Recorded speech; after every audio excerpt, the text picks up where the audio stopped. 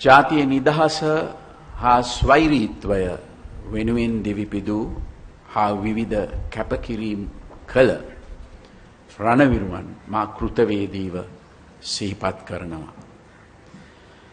නිදහස ලබා ගත වූ වසර 73ක කාලය තුල අපි ජාතියක් වශයෙන් බොහෝ අභියෝගයන්ට මුහුණ දී තිබෙනවා.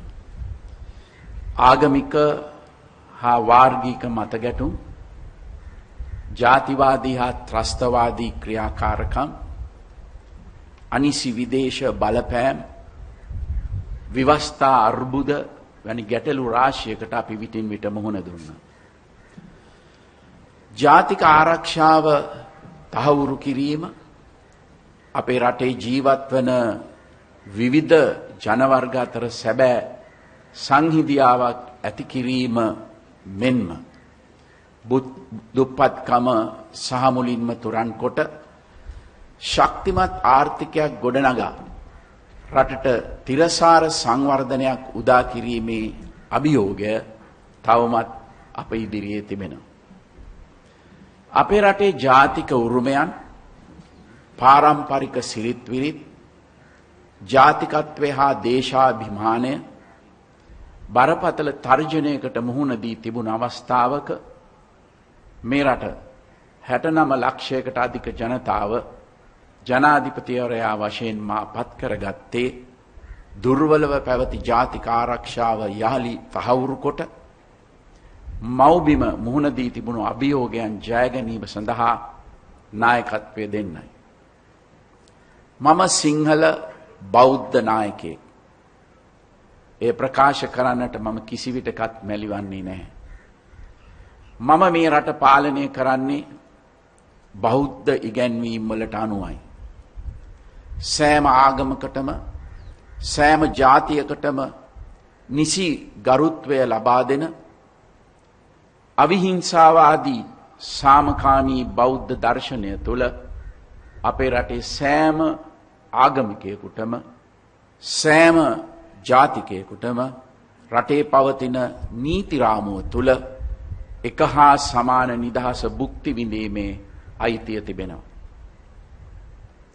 දේශීයත්වය අගයන, රටේ ස්වෛරීත්වය සුරකින ජාතික නායකත්වයකට එරෙහිව ජාතිද්‍රෝහී බලවේග එක්වී කඳවුරු බැඳ ගැනීමත් තම අරමුණු ඉටු කර ගැනීම සඳහා දේශීය මෙන්ම විදේශීය බලවේග සාය පැතීමත් හැම විටම සිදු වෙනවා.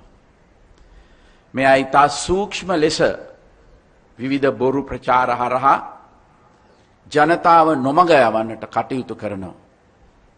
මා ඉල්ලා සිටිනවා මේ රටේ ජනතාවගෙන් සෑම විටම විචාර බුද්ධියෙන් කටයුතු කරන්නට කියා. දත්ත මත පදනම් කොට කරුණු විමසා බලා සත්‍ය හඳුනාගෙන තීරණ ගන්නවා නම් කිසිවෙකුට ජනතාව නොමග යවන්නට බෑ. ජනතාව විසින් වත්මන් රජයට වරන් ලබා දී තිබෙන්නේ මා විසින් ඉදිරිපත් කළ සෞභාග්‍යයේ දැක්ම ප්‍රතිපත්ති ප්‍රකාශනයේ ක්‍රියාවට නංවන්නටයි. අනාගත පරපුර වෙනුවෙන් දිනු නිදහස සෑම විටම සුරකින්න බවත්, අපේ රටේ ඒකීය භාවය, බහුමික අඛණ්ඩතාව හා ස්වෛරීත්වය ආරක්ෂා කරන බවත් රාජ්‍ය නායකයා වශයෙන් මම ප්‍රතිඥා දී තිබෙනවා. ඒ ප්‍රතිඥාව මම හැම විටම සුරකින්නවා. ශ්‍රී ලංකාව ප්‍රජාතන්ත්‍රවාදී රටක්. මේ රටේ ජීවත් වන සෑම පුරවැසියෙකුටම හිමවන්නේ සමාන අයිතියක්. වාර්ගික හෝ ආගමික හේතුන් මත පුරවැසියන් බෙදා වෙන් කිරීමේ උත්සාහයන් අපි ප්‍රතික්ෂේප කරනවා. සියලු පුරවැසියන්ගේ මූලික අයිතිවාසිකම් හා මානව හිමිකම් ආරක්ෂා කරන අතර අපේ රටේ ක්‍රියාත්මක විය යුත්තේ එක නීතියක් යන ප්‍රතිපත්තිය වෙනුවෙන් අපි හැම විටම පෙනී සිටිනවා. නීතියේ ආධිපත්‍යයට අප සෑම විටම ගරු කරනවා. පසුගිය කාලේ දේශපාලඥයින් විසින් නීතිය ක්‍රියාත්මක කරන ආයතන වලට සහ අධිකරණයට සිදු කළ ආකාරයේ බලපෑම් ජනතාව ප්‍රතික්ෂේප කළා.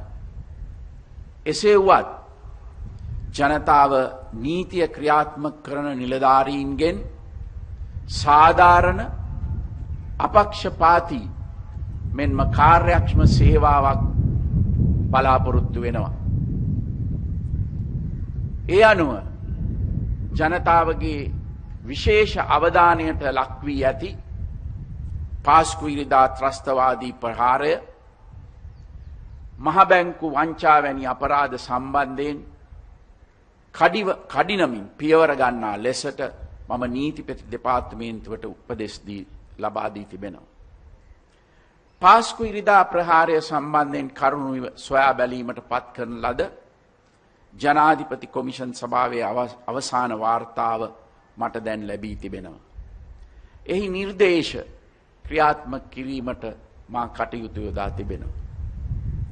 එමෙන්ම පසුගිය පාර්ලිමේන්තු විසින් මේ සම්බන්ධයෙන් සොයා බැලීමට පත් කරන ලද ජාතික ආරක්ෂාව පිළිබඳ ආංශික අධීක්ෂණ කාරක සභාවේ නිර්දේශද සැලකිල්ලට ගනිමින් පාස්කු ප්‍රහාරයට සම්බන්ධ සෑම පාර්ශ්වයකටම එරෙහිව පියවර ගැනීමට කටයුතු කරනු ලබනවා.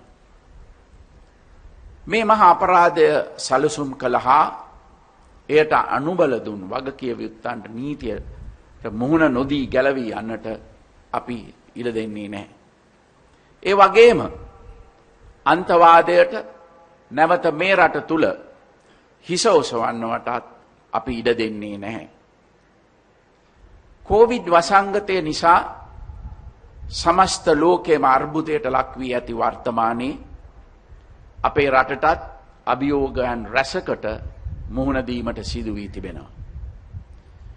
වසරකට වැඩි කාලයක් තිස්සේ මෙම වසංගත තත්ත්වය රටේ ආර්ථික සංවර්ධන ක්‍රියාවලියට වගේම ජන ජීවිතය සාමාන්‍ය පරිදි පවත්වාගෙන යාමටත් බාධාවක් වී තිබෙනවා. මේ මින විට ලෝකයේ රටවල් කිහිපයක්ම කොවිඩ් වෛරසය සඳහා සාර්ථකව එන්නත් අත්හදා බලා තිබෙනවා. මෙම එන්නත් ලංකාවට කඩිනමින් ලබා ගැනීමට සහාය දෙන ලෙස මම ඉන්දියාවේ, චීනයේ හා රුසියාවේ නායකයන්ගෙන් ඉල්ලීම් කළා. ඒ වගේම රජය ලෝක සෞඛ්‍ය සංවිධානය සමග මේ සම්බන්ධයෙන් සාකච්ඡා කළා. ඒ අනුව මේ වෙතවිනත් එක් එන්නතක් ලංකාවට ගෙන්වා එය අපේ ජනතාවට ලබා දීම ආරම්භ කොට තිබෙනවා. එන්නත් කරන්නේ නොකඩවා නොනැවති ඉදිරියට ගෙන යාමට කටයුතු යොදා තිබෙනවා. වත්මන් ගෝලීය අර්බුදය හමුවේ සෑම රටක්ම පාහේ ඉගෙනගත් වැදගත් පාඩමක් වූයේ ශක්තිමත් දේශීය නිෂ්පාදකයන් පිරිසක අවශ්‍යතාවයයි.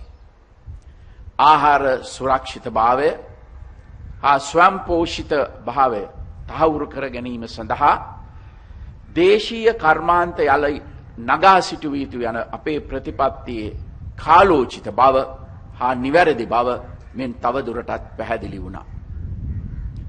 පොහොර නොමිලේ ලබා දීම, වී සඳහා සාතික මිල රුපියල් 50 දක්වා ඉහළ නැංවීම, ගොවි ණය කපා හැරීම, රට පුරා වැව් දහස් ගණනක් ප්‍රතිසංස්කරණය ආරම්භ කිරීම, ගෙවතු වගාව හා නාගරික ගොවිපොළවල් වර්ධනය වැනි උත්තේජනයන් නිසා රට තුළ ඇති වූ කෘෂිකාර්මික පුනරුදය ඉදිරියටම ගෙන යන අතර නව තාක්ෂණය භාවිතයෙන් දිරිමත් කිරීම හරහා කෘෂිකාර්මික ඵලදායීතාව වර්ධනය කිරීමට අපි කටයුතු කරනවා.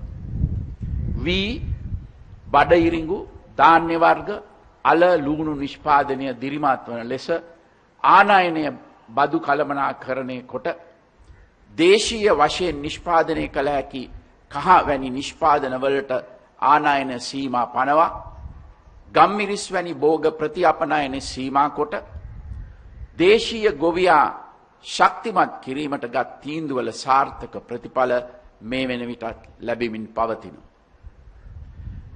දේශීය නිෂ්පාදනය වැඩි වී අපනයන අවස්ථාවන් පුළුල් වී තිබෙනවා.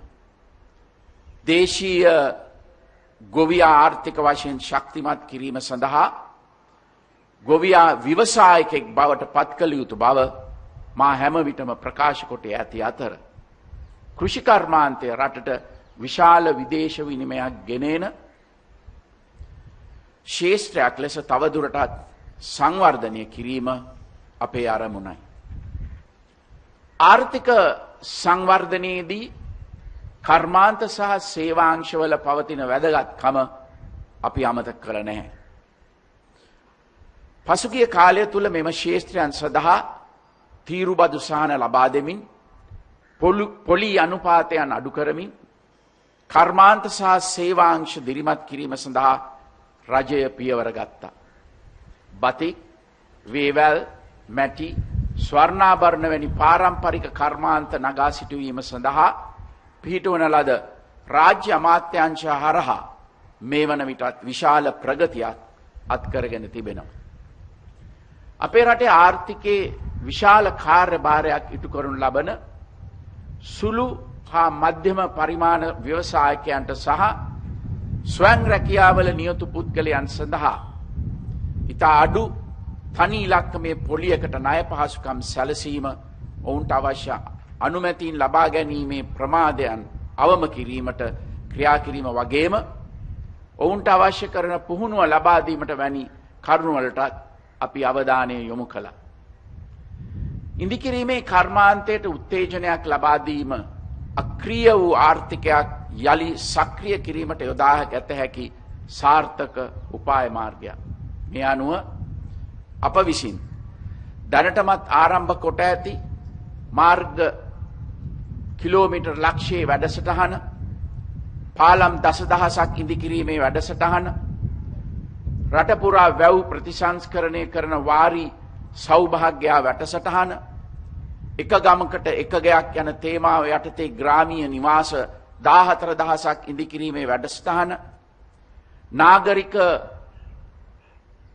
පැල්පත්වාසීන්, අඩු ආදායම්ලාභීන් සහ මැදි ආදායම්ලාභීන් වෙනුවෙන් නිවාස ලක්ෂයක් ඉදිකිරීමේ වැඩසටහන, වතු ප්‍රජා වෙනුවෙන් නිවාස 4000ක් ඉදිකිරීමේ වැඩසටහන, රටපුරා ජනාකීර්ණ ප්‍රදේශවල ඇවිදින මන්තීර ගොඩනැගීම වැනි ව්‍යාපෘති මහජන සුබසාධනයට හේතු වෙනවා මෙන්ම ආර්ථිකය යලි සක්‍රිය කිරීමටත් ඍජු දායකත්වයක් සපයනවා. කෘෂිකර්ම කර්මාන්ත සහ සේවාංශ තුනේම වර්ධනය තුලින් ජාතික ආර්ථිකය ශක්තිමත් කරන්නට කටයුතු කරන අතරම විදේශ ආයෝජන ලංකාවට ගෙනීමේදී තිබෙන බාධා ඉවත් කිරීම සඳහා අපි කටයුතු කරනවා.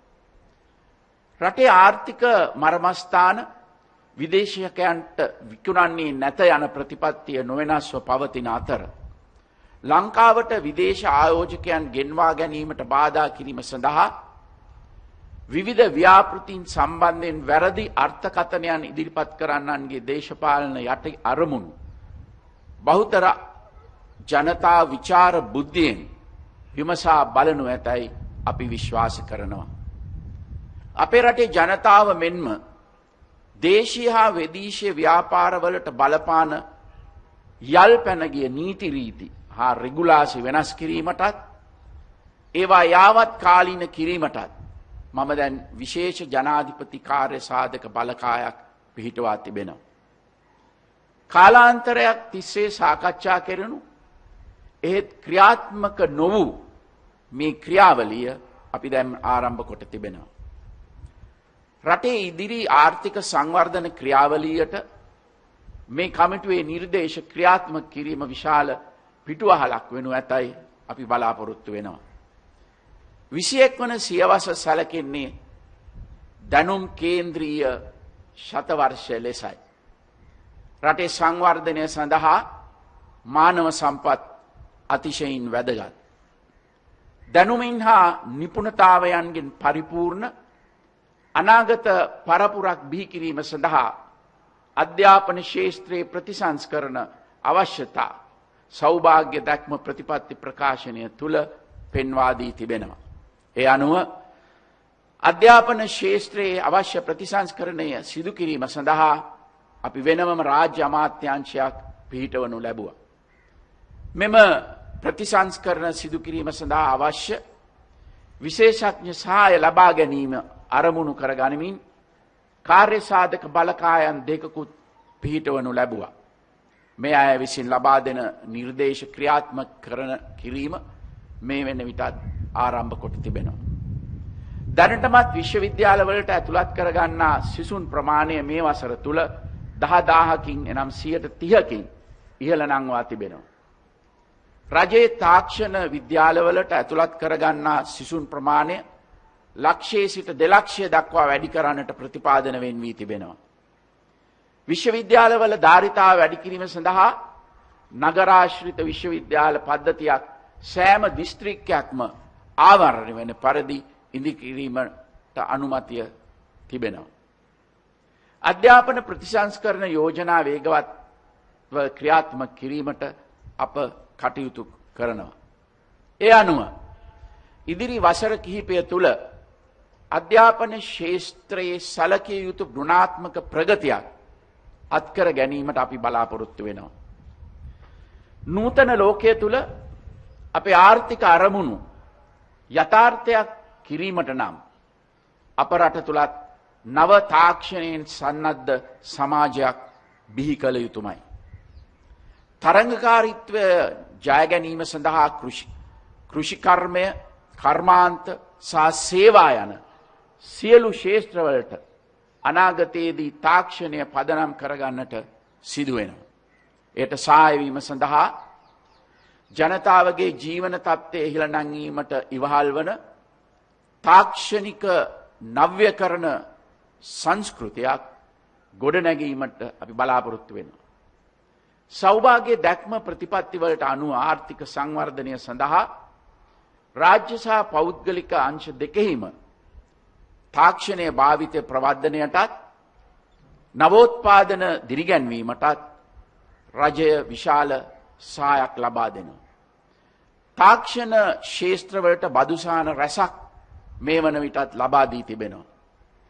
තාක්ෂණය වෙනුවෙන්ම වෙනම අමාත්‍යාංශය පිහිටුවා මගේ යටතට පවරා ගැනීමට පසුගිය දිනවල කටයුතු කළා.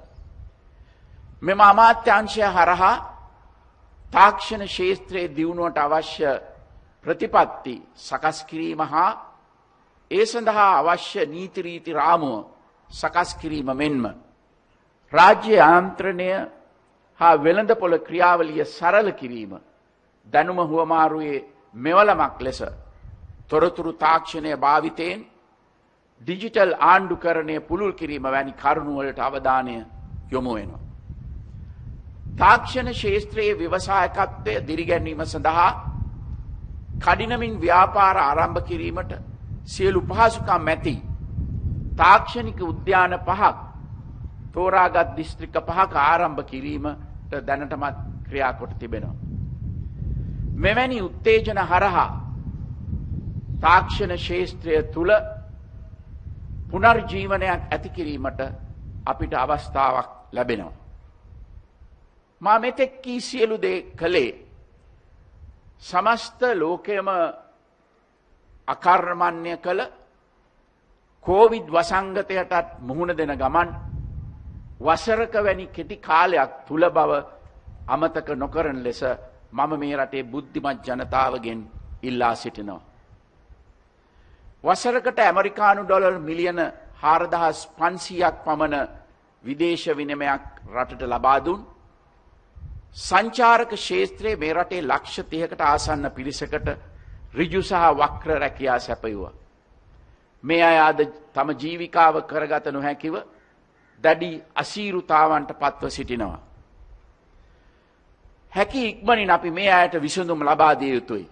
ඒ නිසා සෞඛ්‍ය මාර්ගෝපදේශ දැඩි ලෙස අනුගමනය කරමින් විධිමත් සැලසුමක් යටතේ සංචාරක ව්‍යාපාරය පියවරෙන් පියවර යලි ආරම්භ කිරීමට අපි කටයුතු කර තිබෙනවා. මම හැමදාමත් පරිසරයට ආදරය කළ කෙනෙක්.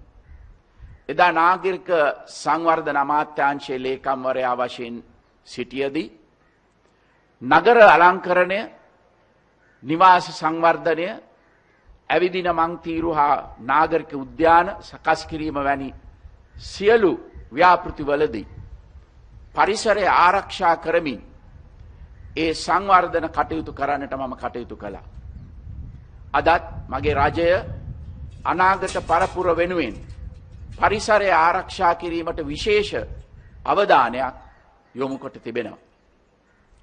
නාගරික වන උද්‍යාන ඉදිකිරීම, හරිත නගර සැලසුම් කරණය, හරිත ව්‍යාපෘති, ජාතික රුක්රෝපණ වැඩසටහන්, ඇලමාර්ග හා වැව් අමුණු ප්‍රතිසංස්කරණය, පුරන් කුඹුරු යළි අස්වැද්දීම, කාබනික පොහොර භාවිතය ප්‍රවර්ධනය, ප්ලාස්ටික් භාවිතය සීමා කිරීම වැනි සියලු දේවල් පෙනී යන්නේ මේ රජයේ තිරසාර පරිසර කළමනාකරන ප්‍රතිපත්තිය ක්‍රියාවට නැගෙන ආකාරයයි. ජනතා කේන්ද්‍රීය ආර්ථික ප්‍රතිපත්තිය තුල මූලික පදනම වී තිබෙන්නේ ආර්ථික නිදහසකින් තොරව ආර්ථිකයේ සැබෑ ප්‍රතිඵල අත්කරගත නොහැකි බවයි. දුප්පත්කම තුරන් කිරීම, සියලු පුරවැසියන්ට දියුණු වීම සඳහා සම අවස්ථාවන් ලබා දීම, දේශීය ව්‍යාපාරකීන් ගොඩනැගීම යන්නේ රජයේ අරමුණු ඉටකර ගැනීම සඳහා අපිට පිරිසිදු හා කාර්යක්ෂම රාජ්‍ය සේවයක් අත්‍යවශ්‍ය වෙනවා. මෙරට රාජ්‍ය සේවය සමස්ත රට පුරා විසිරුණු ශක්තිමත් යාන්ත්‍රණයක්. මේ ලෝකයේ බොහෝ රටවල නොමැති විශාල අවස්ථාවක්. එබැවින් ඒ ශක්තිමත් යාන්ත්‍රණය විසින් රටේ තීරණ ගැනීමේ ක්‍රියාවලියේදී ඉහළ දායකත්වයක් ලබා දෙනු ඇති බවට අපි අපේක්ෂා කරනු ලබනවා. එසේ වුවත් වර්තමානයේ සෑම ස්තරයකදීම තීරණ ගැනීමේ දුර්වලතාවයක් අපිට දකින්නට ලැබෙනවා. ඉතා සරල ආයතනික කටයුතු සම්බන්ධ තීරණවලදී පවා නිලධාරීන් විසින් තීරණ නොගෙන ඒවා අමාත්‍ය මණ්ඩලයට යොමු කරනු ලක්නට ලැබෙනවා. සෑම කාරණයකටම චක්‍රලේඛන උපදෙස් බලාපොරොත්තු වෙනවා. තමන්ට තීරණ ගැනීමට හැකි සීමාව තුල වුවද තීරණ ගැනීමට පැකිලෙනවා. මේ తත්වය වෙනස් නොකරගතහොත් රට ඉදිරියට ගෙනියන්නට ඉතා දුෂ්කර වෙනවා. නිවැරදි තීන්දුවගෙන රට වෙනුවෙන් වැඩ කරන රාජ්‍ය සේවයක් තවදුරටත් ආරක්ෂා කිරීම සඳහා අවශ්‍ය කරන නීති ප්‍රතිසංස්කරණය මේ වනටත් සකස් වෙමින් පවතිනවා. එනිසා සේවා සැපයීමේදී මහජනතාවට බාධාකාරී වන සීමාවන් සහ ක්‍රමවේදයන් ලිහිල් කර ගැනීමෙන් රාජ්‍ය යාන්ත්‍රණය ක්‍රියාත්මක කරන ලෙස වගකිය යුතු සියලු දෙනාගෙන් මම ඉල්ලා සිටිනවා. ගම සමග පිළිසඳරහක් වැඩසටහනට මම පුද්ගලිකව සක්‍රියව සම්බන්ධ වන්නේ ග්‍රාමීය සංවර්ධනය රජයේ මූලික ප්‍රමුඛතාවක් නිසායි. සෞභාග්‍යයේ දැක්ම ප්‍රතිපත්ති ප්‍රකාශනයේ සඳහන් වන ජනතා කේන්ද්‍රීය ආර්ථික ප්‍රතිපත්ති බිම් මට්ටමේ ක්‍රියාවට නැංවීමේදී දිස්ත්‍රික් සහ ප්‍රාදේශීය මට්ටමේ රාජ්‍ය යාන්ත්‍රණය ඉතා වැදගත් වෙනවා. මෙම සංවර්ධන ක්‍රියාවලියේදී ආණ්ඩුකාරවරුන්, දිස්ත්‍රික් ලේකම්වරුන්, ප්‍රාදේශීය ලේකම්වරුන්, සෞඛ්‍ය වෛද්‍ය නිලධාරීන්ගේ සිට ග්‍රාමීය මට්ටමේ සේවා සපයන ග්‍රාම නිලධාරීන්, සමෘද්ධි නිලධාරීන්, කෘෂිකර්ම පර්යේෂණ සහ නිෂ්පාදන සහකාර නිලධාරීන්, පෞල් සෞඛ්‍ය සේවා නිලධාරීන්, සංවර්ධන නිලධාරීන් ආදී වශයෙන් සෑම රාජ්‍ය නිලධාරියෙකුටම පැහැදිලි වගකීමක් පැවරෙනවා. කොරෝනා වසංගත තත්ත්වය තුල රෝගය පාලනය සහ අනෙකුත් සේවා සම්පාදනයේදී ඔවුන් සියලු දෙනා අපිට ලොකු ශක්තියක් වුණා. ඒ වගේම රටේ ආර්ථික සංවර්ධන අභියෝගයන් ජය ගැනීමේදීද රාජ්‍ය සේවකයන්ගේ උපරිම දායකත්වය අපි අපේක්ෂා කරනවා. ජාතික මට්ටමේ කටයුතු වලදී මෙන්ම ග්‍රාමීය සංවර්ධනයේදී දේශපාලන නායකත්වයට විශාල වගකීමක් තිබෙනවා. අපේ රජයේ සියලුම කැබිනට් රාජ්‍ය ඇමතිවරු පාර්ලිමේන්තු මන්ත්‍රීතුමන්ලා මෙන්ම නගර සභා ප්‍රාදේශීය සභා දේශපාලන අධිකාරිය දිස්ත්‍රික් ප්‍රාදේශීය සංවර්ධන කටයුතු වලට සක්‍රියව සහභාගී වන යාන්ත්‍රණයක් අපි ක්‍රියාත්මක කොට තිබෙනවා. දූෂණය හා නාස්තිය රටක සංවර්ධනයට විශාල බාධාවක්. රාජ්‍ය පාලනය තුළ දූෂණය සහ නාස්තිය නැති කිරීම සඳහා අපි ආදර්ශයෙන් කටයුතු කරමින් සිටිනවා. දූෂණයට සහ නාස්තියට වැරදිකරුවන් වන කිසිවෙකුට රජයක් වශයෙන් අපි ලිහිල් බවක් දක්වන්නේ නැහැ. කෙසේ වෙතත් වර්තමානයේ රාජ්‍ය අංශ තුල දූෂණය නතර කිරීමට විශාල බාධාවක් වී ඇත්තේ කැමැත්තෙන් හෝ අකමැත්තෙන් ජනතාවත් මේවාට වක්‍රාකාරව සහාය ලබා දීමයි.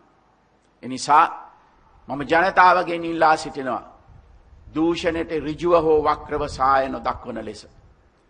යම් කිසි පුද්ගලයෙක් දූෂණයට සම්බන්ධ නම් ඒ සඳහා ඔබව පොළඹවනා නම් අදාළ ආයතන දැනුවත් කරන්න. දූෂණය හා නාස්තිය නැති කිරීමට රට පුරා සමාජ මතයක් නිර්මාණය කරන්න එකතු වෙන්න කියලා මම ඔබට ආරාධනය කරනවා. අපේ අනාගත පරපුර පවා මේ සම්බන්ධයෙන් දැනුවත් කළ යුතුයි. ඒ සඳහා මාධ්‍ය වලින් ලැබෙන සහායක් අපි අගය කරනවා.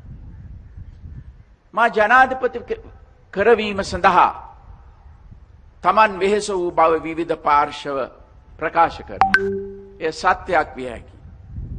සමාජයේ සෑම පැතිකඩක්ම නියෝජනය කරන ජනතාව මාවට රොක්වී මට සහාය දුන්නා. මා විශ්වාස කරනවා බහුතරයක් එසේ කළේ පෞද්ගලික වාසි තකා නොව රට වෙනුවෙන් සේවයක් මගෙන් බලාපොරොත්තු වූ නිසයි කියා. එසේ අවංක චේතනාවෙන් මට සහාය දුන් ජනතාවගේ පොදු අපේක්ෂාවන් ඉටු කරන්නට මම හැම විටම කටයුතු කරනවා. නමුත් පෞද්ගලික හෝ ව්‍යාපාරික අවශ්‍යතා ඉටු කර ගැනීමයි පටු චේතනාවෙන් මට සහාය දුන් අය සතුටු කිරීම සඳහා රටට අහිතකර තීන්දු ගන්නට මම කිසිවිටකත් සූදානම් නැහැ. ඉතිහාසය පුරා ශක්තිමත් ශිෂ්ටාචාරයන් ගොඩනැගුවේ රටවල් සංවර්ධනය කළේ අනාගතය දෙස ධනාත්මකව බලා ඉලක්ක හඹා ගිය මිනිසුන් විසින්. අපේ රටේ සංවර්ධනය සඳහා මේ මොහොතේ අවශ්‍ය වන්නේ එවැනි චින්තනයක්. අනිකුත් අය විසින් කරන හැම දෙයකම වැරදි පමණක් දකින සමාජයක් වෙනුවෙන් තමන් කිසිවක් නොකරන සර්ව අසුභවාදීන්ගෙන් රටේ ප්‍රගමණයට කිසි දායකත්වයක් ලැබෙන්නේ නැහැ. අද අපට අවශ්‍ය වන්නේ රටට ආදරය කරන සමාජයට වැඩදායි විවේචනය පසකලා ගැටලුවලට ප්‍රායෝගික විසඳුම් ලබා දෙන ධනාත්මක පුරවැසියන්ගේ ආශිර්වාදය හා සහායයි. ඵලදායි පුරවැසියෙක් සතුටින් ජීවත් වන පවුලක් විනයගරුක ගුණගරුක සමාජයක් සෞභාග්‍යමත් දේශයක් කියන මූලික අරමුණු ඉටු කර ගැනීම සඳහා අපි කැප වී සිටිනවා. අපේ රටේ බහුතර ජනතාව ඔවුන්ගේ නිසි දායකත්වය ලබා දුන්නොත් ඒ අරමුණු ඉටු කරන්නට පුළුවන්. ඒ නිසා ධනාත්මක ආකල්ප සහිතව ඔබේත් මගේ දූපුතුන්ගේ අනාගතය ගොඩනැගීම සඳහා අප සමග එකතු වෙන ලෙස මේ රටේ සියලු පුරවැසියන්ට මම යලිත් ආරාධනය කරනවා. ඔබ ඉල්ලා සිටි නායකයා මමයි. ඔබ මට බාර දුන් වගකීම මම නොපිරිහෙලා ඉටු කරනවා. තෙරුවන් සරණයි. ඔබ සැමට ස්තුතියි.